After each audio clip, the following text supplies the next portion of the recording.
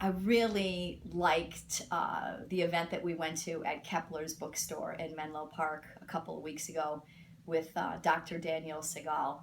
I know we went because we're really working on the BYSJ Presents and how we want it to look next year, those lecture series that we do. And I think the Kepler's bookstore really has done a great job with these special events.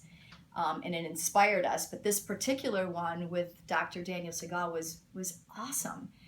He's authored a book called The Mind, and he seems to be a scientist that's super passionate, 30 years or more experience on wanting an adequate and universal definition of the mind. So he went about bringing scientists, all kinds, linguistics, archaeologists, quantum physicists, and spiritual leaders together to come up with a definition of what the mind really is. I mean, do we really know what the mind is?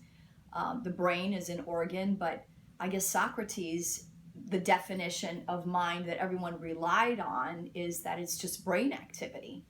So he talked about how there was this consortium of sages and scientists meeting in Italy for 1 week to talk about one thing. What is the mind? I mean, who wouldn't want to be a fly on the wall and attend that in Italy? But he said that they came up with a simple definition, that the mind is a change in energy. I mean, and it sounds so simple, but then when he described it even more, that there's this probability curve. So stay with me. So imagine that you have a thought. So before that thought becomes something, there's this probability of it being nothingness to it being absolute. So for instance, when I say Jessica, then it comes from something all the way up to certainty, which is your name, Jessica. So, but in that field, there's this middle ground called the plane of possibility. That's what was most fascinating, is because there all options lie. And that's where consciousness lives. And that's where you make choices from. So I was thinking about that because as we do our yoga practice, and you can hear Bikram say that you need to kill yourself. I mean, really the idea is not killing the self literally, but killing that certain mind.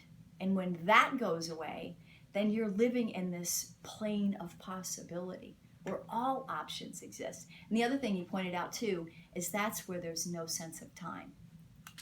And think about it, when you're in class, if you're, the 90 minutes of moving meditation, you are in that space of being in between, in this plane of possibility, in this meditation of consciousness where you come out with a different perspective on something that you were kind of thinking about before class.